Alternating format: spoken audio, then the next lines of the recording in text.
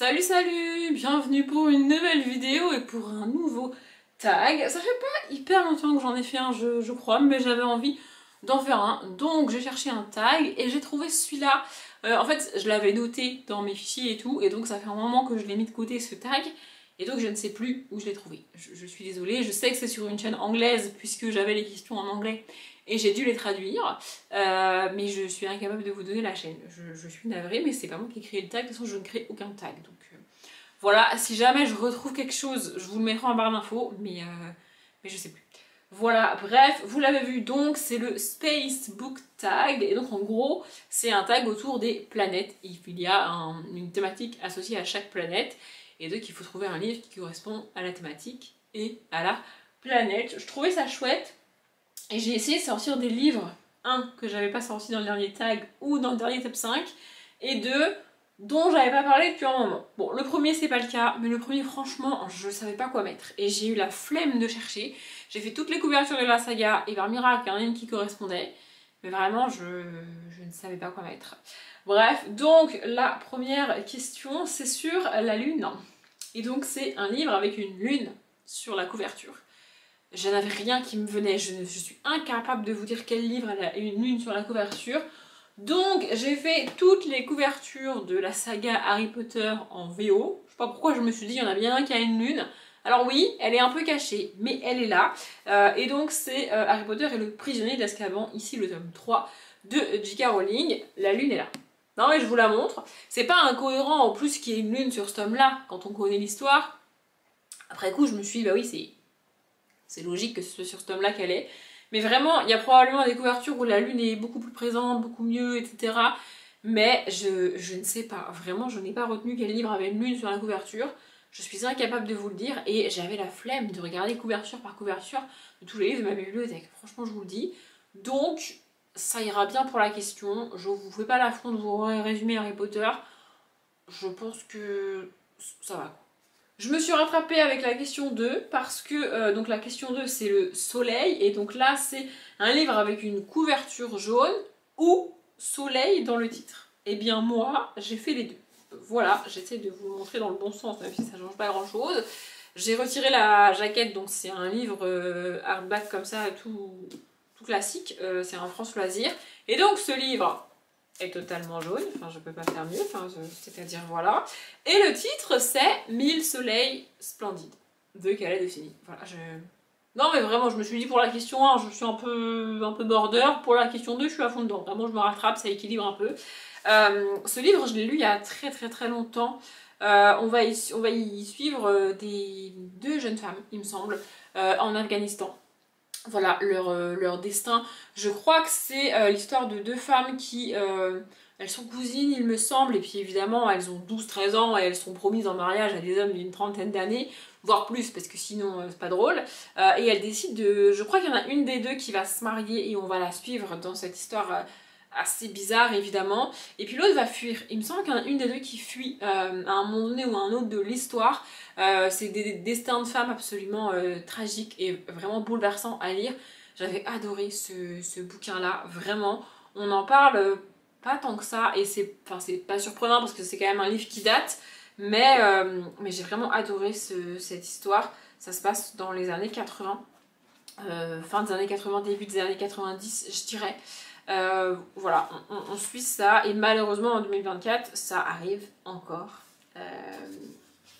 Voilà, il me semble que Myriam avait 5 ans lorsqu'elle entendit le mot Arami pour la première fois. Cela se passa un jeudi, il n'y avait presque aucun doute là-dessus parce qu'elle se souvenait qu'elle avait été agitée et préoccupée juste avant, comme tous les jeudis, jour où Jalil lui rendait visite à la Kolba. Voilà, c'est le début de l'histoire. Ce fut le dernier que Mariam laissa échapper et qui se brisa sur le plancher de Kolba. Voilà, je peux pas vous en dire plus, ça reste un livre que j'ai lu il y a un moment, mais j'en garde un souvenir bouleversant en fait. Voilà. La troisième planète c'est Mercure et il faut un livre court, et je sais pas pourquoi, j'avais décidé dans ce tag là de parler d'un livre de cette autrice. Voilà, donc je le fais ici, dans cette catégorie, puisque le livre fait moins de 200 pages, il fait 181 pages. Précisément, c'est « Et le désert disparaîtra » de Marie Pavlenko. Il faut absolument que je lise d'autres livres de cette autrice. J'en ai lu 3 d'elle et j'ai adoré les 3. Ici, on est sur une espèce de dystopie dans un monde futuriste où tout est désertique, il n'y a plus d'arbres, il n'y a plus d'herbes, il n'y a plus de forêt évidemment, enfin il n'y a plus de nature en fait, tout est un désert, voilà. Et on va suivre ce peuple nomade évidemment parce qu'ils ne peuvent pas rester sur place, ils sont obligés de constamment bouger pour chercher de la vie, chercher de l'eau, etc. Et on va suivre cette espèce de paradoxe, c'est-à-dire qu'il n'y a plus d'arbres, il y a quasiment plus d'arbres, il doit en rester 2 ou 3 tous les 10 km, tu vois. Du coup, c'est devenu quelque chose d'extrêmement rare. Et le peu d'arbres qui restent, ils vont les arracher, les couper pour les vendre parce que c'est l'une des marchandises les plus recherchées. Et donc, ils les coupent pour les vendre, pour gagner de l'argent. C'est un paradoxe, voilà, c'est comme ça. Vraiment, cette histoire est bouleversante. J'ai adoré ce bouquin. On est sur un tout petit livre, mais c'est pas parce qu'il est petit qu'il est pas percutant. Loin de là, vraiment. J'ai adoré cette histoire et je l'ai dit, je le répète, il faut absolument que je livre d'autres livres de Marie Pavlenko, dont le soleil disparaîtra, un truc comme ça. Je crois elle a un titre avec soleil, c'est sûr, tu vois, pour la question d'avant. Mais moi je l'ai pas lu, donc voilà. Et le désert disparaîtra. Franchement, tous les livres de Marie Pavlenko que j'ai lus, enfin les 3, j'ai adoré vraiment. Et je sais pas pourquoi j'en ai pas lu d'autres. Il faudrait que j'en lise d'autres. Ça me fait une autre excuse pour commander des bouquins, alors que je viens de faire un poil absolument énorme. Mais écoutez, bref.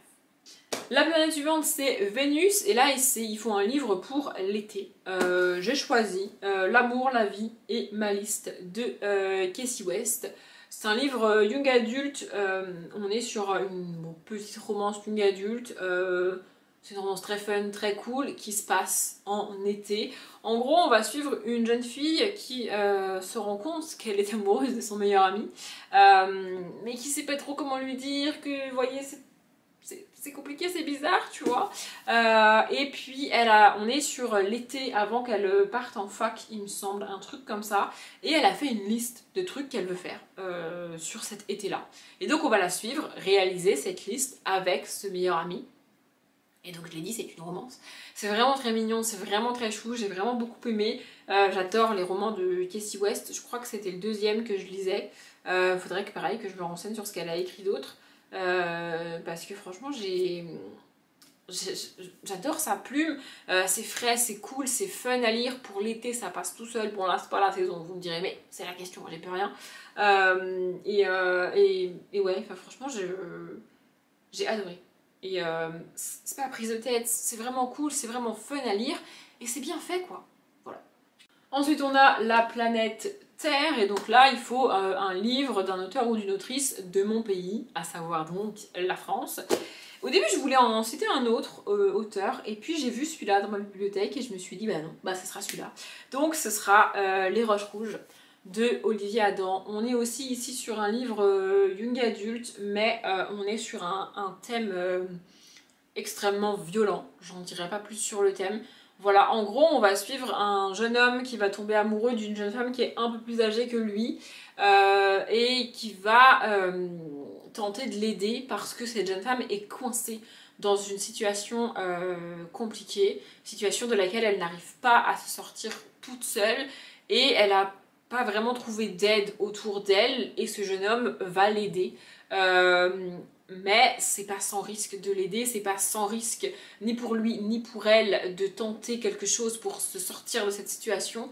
Et on va les suivre là-dedans, on va suivre cette histoire, c'est vraiment très bien fait, c'est vraiment très cool à lire.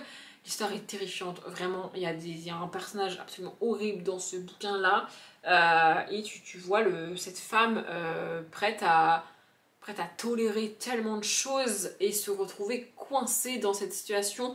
En fait, elle a tellement toléré et tellement accepté de choses qu'elle aurait pas dû que maintenant elle est coincée. Avec ça, je pense que vous voyez où je veux en venir. Et vraiment, cette histoire est bouleversante. Voilà, c'est du Olivier Adam, c'est un livre français, écrit par un auteur français. J'ai adoré ce bouquin. Pareil, on est sur un auteur que j'aime beaucoup et que ça fait longtemps que j'ai pas lu. Il faudrait peut-être que je me procure d'autres livres de lui. Voilà, cette vidéo est apparemment une nouvelle liste de livres à acheter. C'était pas prévu avant que je la tourne, mais écoutez, écoutez c'est la vie, voilà. Ensuite on a la planète Mars, et donc là il faut un livre rouge. Et j'ai particulièrement galéré parce que j'ai pas mal de livres rouges dans ma bibliothèque, évidemment j'ai même des sagas complètes qui sont rouges, mais je voulais pas en parler. Je sais pas pourquoi, je voulais pas en parler. Donc le livre est pas trop rouge, il est rouge foncé, mais c'est le seul livre dans cette couleur-là dont j'avais envie de parler aujourd'hui, donc La princesse de Clèves, de Madame de Lafayette, dans cette édition absolument merveilleuse de chez Toussaint Louverture, il me semble. Non, c'est Hauteville, pardon.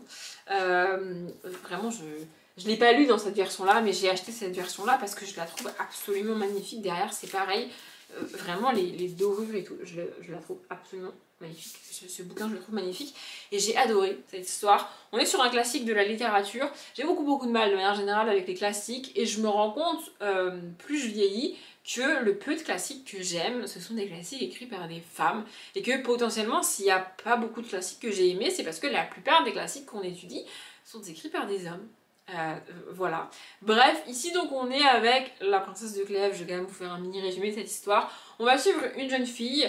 On est dans les années, je ne saurais même pas situer l'année où se passe l'histoire, mais on est à une époque où il est absolument impératif qu'une femme se marie. On est à une époque où les femmes ne travaillent pas, où le rôle d'une femme c'est d'être une bonne épouse et d'avoir des enfants et de s'occuper de ses enfants. On est à ce genre d'époque-là, et on a cette jeune fille issue d'une famille de la classe populaire qui n'a pas particulièrement de richesse, qui n'a rien à proposer en mariage, vous voyez, et donc qui n'attire pas franchement les hommes puisque eh bien elle n'a rien à proposer, elle n'a rien à apporter littéralement à un mariage. À l'époque c'était comme ça malheureusement. Et donc le prince de Clèves va tomber éperdument amoureux de cette jeune fille. Il est fou d'elle, elle est certaine que ce sera pas un mariage d'amour parce qu'elle n'est pas amoureuse de lui, mais elle est certaine qu'il lui fera pas de mal, qu'il sera là pour elle, parce qu'il l'aime vraiment. Et puis il est prince, il a le prestige, il a la fortune, etc. Mais elle est tiraillée parce que, au plus profond d'elle, elle espère un jour rencontrer un homme dont elle va tomber amoureuse, elle espère faire un mariage d'amour, elle, de son côté. Donc elle est tiraillée, est-ce qu'elle accepte pas, et toute l'histoire tourne autour de ça, de ce tiraillement entre la raison et les sentiments. C'est presque un Jane Austen. Enfin bref, voilà, est-ce qu'elle va épouser ce prince alors qu'elle ne l'aime pas et qu'elle ne l'aimera jamais, mais en même temps il est gentil, il l'apprécie, il l'aime, il la trouve belle. Ça sera un mariage sain, même si elle l'aime pas, vous voyez. Est-ce qu'un jour je rencontrerai un homme que je vais aimer? Est-ce qu'un jour je vivrai cet amour-là? Voilà, elle est tiraillée, j'adore cette histoire vraiment, ça fait longtemps que je l'ai lue et j'avais adoré cette histoire. Je pense qu'un jour je la relirai parce que ouais, vraiment j'ai adoré cette histoire. Ensuite on a Jupiter, et donc là il faut tout simplement un livre long. Je savais pas trop, j'avais une petite idée du livre que je voulais présenter, et puis en parcourant ma bibliothèque, mes yeux sont tombés sur celui-ci, qui fait quand même 500 pages. C'est pas le plus long de ma bibliothèque, loin de là, mais j'avais envie d'en reparler. Donc c'est Toute la ville en parle, de Fanny Flagg. J'adore Fanny Flagg, et alors celui-là vraiment je l'ai absolument surkiffé. Ça doit bien faire 2 ans que je l'ai lu je pense, mais j'ai adoré.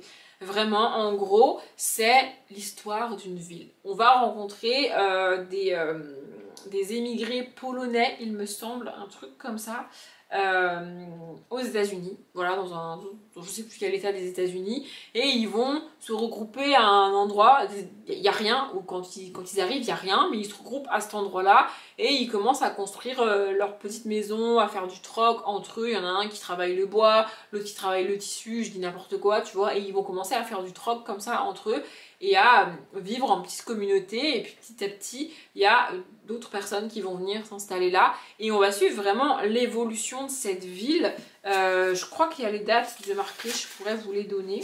Voilà, le livre démarre en 1889 et l'épilogue a lieu en 2021, année de la sortie du bouquin je pense. Voilà, donc on va suivre vraiment l'évolution de cette ville avec des générations et des générations de gens. C'est un livre pas hyper évident à lire parce que Fanny Flagg a quand même cette capacité de créer des personnages attachants. Tu t'y attaches très vite et puis le temps passe quand même assez vite. Et inévitablement il y a des personnages qui meurent, enfin je veux dire de 1889 à 2021, évidemment il y en a plusieurs qui meurent, et tu t'es attaché à eux et tu les perds, et pire que tout pour moi, tu continues de vivre et d'avancer avec les enfants de ces personnages-là. Et ça pour moi c'est terrible. Vraiment, ce qui m'attriste le plus dans les deuils, dans les bouquins en général et même dans les films, c'est que je suis pas triste spécialement parce que la personne est morte. Je suis triste pour les personnes qui doivent vivre sans lui ou sans elle. Vous voyez ce que je veux dire? C'est pour ça que je suis triste. Ce qui me rend triste, c'est de voir ces personnages-là qui ont cette perte et qui vont devoir malgré tout avancer, continuer à vivre, etc. C'est ça qui me rend triste. Et dans ce livre-là, c'est vraiment bouleversant. Il y a une petite part de fantastique, une toute petite touche, c'est vraiment trop cool. Et il y a des petites références qui sont faites, j'en ai déjà parlé, mais celle-ci elle m'a marqué, je la trouve vraiment trop cool. À un moment donné ou un autre, dans ce livre-là, on croise Bonnie and Clyde. Les vrais Bonnie and Clyde sont ici, vraiment. C'est trop cool, vraiment j'adore Fanny Flagg. Et puis il y a aussi des petites coupures de journaux, des petits extraits, des lettres, vraiment, des télégrammes à l'époque évidemment. Enfin vraiment j'ai adoré ce bouquin-là, même s'il est gros, parce que c'est la catégorie, il se lit vite, hein, parce que c'est du Fanny Flagg et parce que les chapitres sont courts. Et puis il y a aussi des séparations qui sont faites genre là je viens d'avoir passé les années à partir de 1950. Vous voyez, il y a une page, voilà, les années 70. Vous voyez, il y a des séparations qui sont faites comme ça. Donc c'est quand même assez aéré et assez fluide à lire. Enfin bref, j'adore Fanny Flagg et celui-ci est un de mes préférés de l'autrice. Ensuite on a la planète Saturne et là il faut une couverture magnifique. Ma première réaction c'est de me dire oh non, flemme, parce que je retiens pas les couvertures. Vraiment, j'aime bien avoir dans ma bibliothèque une version d'un livre que j'apprécie physiquement. C'est pour ça que j'ai acheté La Princesse de Clèves par exemple. Mais vous voyez, il m'est pas venu en tête quand tu m'as demandé une couverture magnifique. Je retiens pas en fait. C'est très bizarre parce que je suis capable d'attendre de trouver un livre d'occasion avec une couverture justement qui me plaît, mais je la trouve pas forcément magnifique de ouf, tu vois. Enfin, je sais pas comment expliquer vraiment. Du coup, j'ai galéré, j'ai un peu regardé, et finalement, j'ai trouvé celle-ci qui est quand même vachement belle, je trouve. Je vous la montre de plus près. Voilà, c'est donc La Ville sans vent, le tome 1 de Éléonore de Villepoix. Il faudrait un jour que je retente le tome 2, puisque j'ai abandonné le tome 2. Mais je l'ai gardé. Voilà, pour un jour que je retente le tome 2. Peut-être que je relirai le tome 1 avant même le tome 2, je ne sais pas. Ici, on est dans une dystopie, donc dans une ville construite presque comme une tour en fait. Vraiment, la ville est construite sur une espèce de montagne avec un ascenseur pour aller du bas au haut de la ville.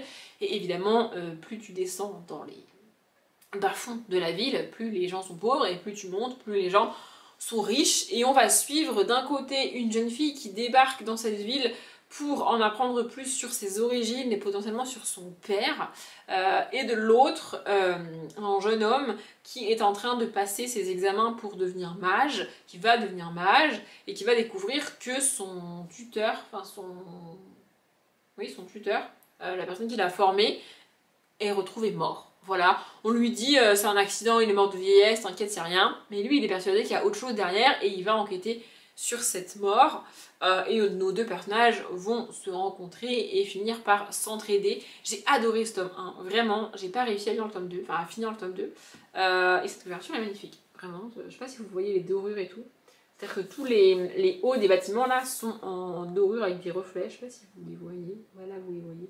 Voilà, j'adore cette couverture, vraiment, et voilà. Ensuite on a Uranus, et donc là il faut un livre que j'ai adoré. C'est la seule question sur laquelle j'ai galéré sur la traduction parce qu'en anglais c'est A Book That Hooked You, donc qui t'a accroché, c'est la traduction littérale, mais je sais pas trop comment traduire ça en langage français correct, vous voyez, donc j'ai traduit ça par un livre que j'ai adoré. C'est globalement l'idée, même si c'est plus que adorer, c'est... Vous voyez? Enfin bref. Mais du coup, j'ai choisi Les Aventurières du ciel de Catel Faria, que j'ai lu, il me semble, l'année dernière, je crois, et dont je parle plus trop, mais j'ai adoré ce bouquin-là. En gros, dans ce livre, on a 6, il me semble, 6 espèces de mini-biographies d'aviatrices. Voilà, c'est un domaine que je connais pas trop. Et alors, évidemment, quand tu parles de femmes dans ce domaine-là, c'est assez compliqué pour elles. On est à des époques où les femmes n'ont pas le droit de travailler de nouveau, et il y en a qui veulent faire de l'avion, quoi. Alors que c'est dangereux, ça vient tout juste d'être créé, et en gros, à plusieurs d'entre elles, on leur a répondu tu es une femme, tu es trop fragile pour faire ça. Mais elles se sont quand même illustrées là-dedans. On a là-dedans les premières femmes qui ont traversé l'Atlantique, qui ont fait des figures avec leurs avions, etc. etc. Je vais vous citer leur nom d'ailleurs. Vraiment, j'ai adoré ce livre-là. J'aime pas en général les biographies, mais là, j'ai trouvé ça vraiment percutant. Il y en a une qui m'a particulièrement touchée. Je vais pas vous relire le début du chapitre, quoique je pourrais, parce que franchement, vraiment, ce début de chapitre m'a bouleversée, je m'en rappelle encore aujourd'hui, et je trouve que, je sais pas, ça m'a vraiment, ouais, ça m'a vraiment bouleversée. Je vais le retrouver et puis je vais vous le lire parce que j'en ai envie. Voilà, donc en plus c'est le début, hein, c'est vraiment le début de la biographie de Hélène Boucher, surnommée la petite Jeanne d'Arc. Voilà, donc je vous lis. Dans le département d'Eure-et-Loir est une petite commune du nom de Hiermenonville.